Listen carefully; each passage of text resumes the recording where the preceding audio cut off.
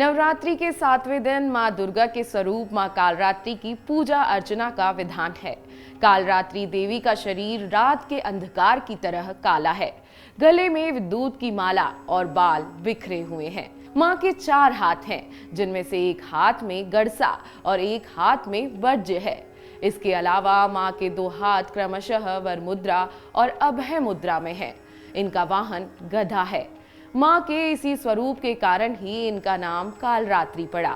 सप्तमी तिथि की पूजा नवरात्रि में अन्य दिनों की तरह ही होती है, लेकिन रात्रि में विशेष पूजन का इस दिन विधान है। माता का यह स्वरूप उपासकों को काल से बचाता है, अर्थात उनकी अकाल मृत्यु नहीं होती। मां कालरात्रि साधकों को ज्ञान देती है कि अपने क्रोध का उपयोग स्वयं की सफलता के लिए कैसे करना चाहिए। मां कालरात्रि की कथा। एक पौराणिक कथा के अनुसार एक रक्तबीज नाम का राक्षस था। मनुष्य के साथ देवता भी इससे परेशान थे। रक्तबीज दानव की विशेषता यह थी कि जैसे ही उसके रक्त की बूंद धरती पर गिरती तो उसके जैसा एक और दानव बन जाता।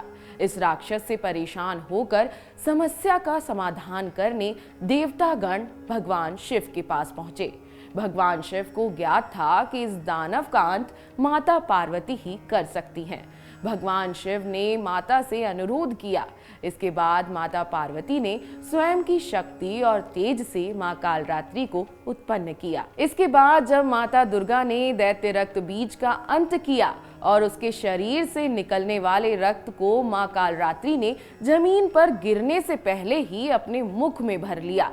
इस रूप में मां पार्वती कालरात्रि कहलाईं। मां कालरात्रि का विश्व प्रसिद्ध मंदिर।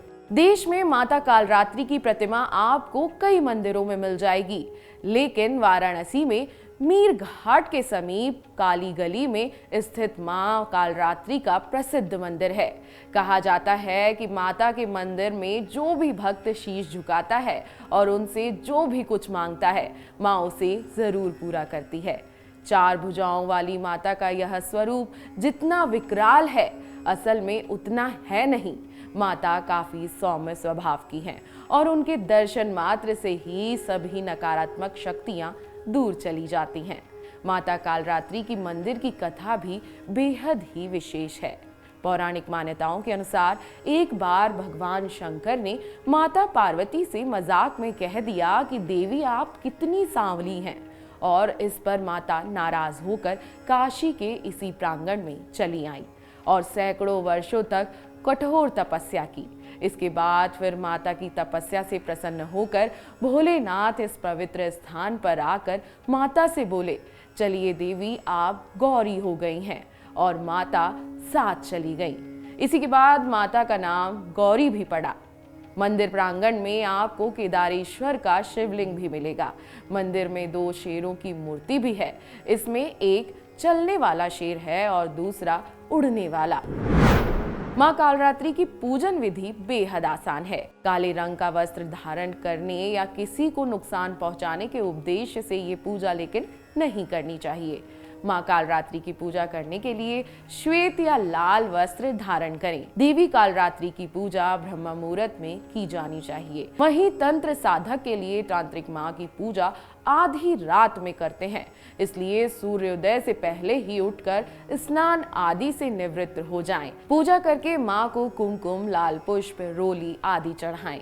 माला के रूप में मां को नींबू की माला पहनानी चाहिए और उनके आगे तेल का दीपक जलाकर पूजन करना चाहिए। मां कालरात्रि दुष्टों का नाश करके अपने भक्तों की सारी परेशानी व समस्या से मुक्ति दिलाती है। इनके गले में नरमुंड की माला होती है। नवरात्रि के 7वें दिन मां कालरात्रि की पूजा करने से भूत, प्रेत, राक्षस, अग्नि भय, जल भय, जंतु भय, शत्रु भय, रात्रि भय आदि नष्ट हो जाते हैं। मां कालरात्रि को लाल फूल जरूर अर्पित करें। मां के मंत्रों का जाप करें और दुर्गा सप्तशती का पाठ करें। मां की कथा सुने और धूप व दीप से आरती उतारने के बाद उन्हें प्रसाद का भोग लगाएं। अब मां से जाने अनजाने में जो आपसे भूल चूक हुई हो, उसके लिए माफी मांग लें। मां कालरात्रि का पूजा मंत्र बेहद आसान है। मां की पूजा करते वक्त इस मंत्र का जरूर जाप करना चाहिए। या देवी सर्वभूतेषु मां कालरात्रि रूपेण संस्थिता।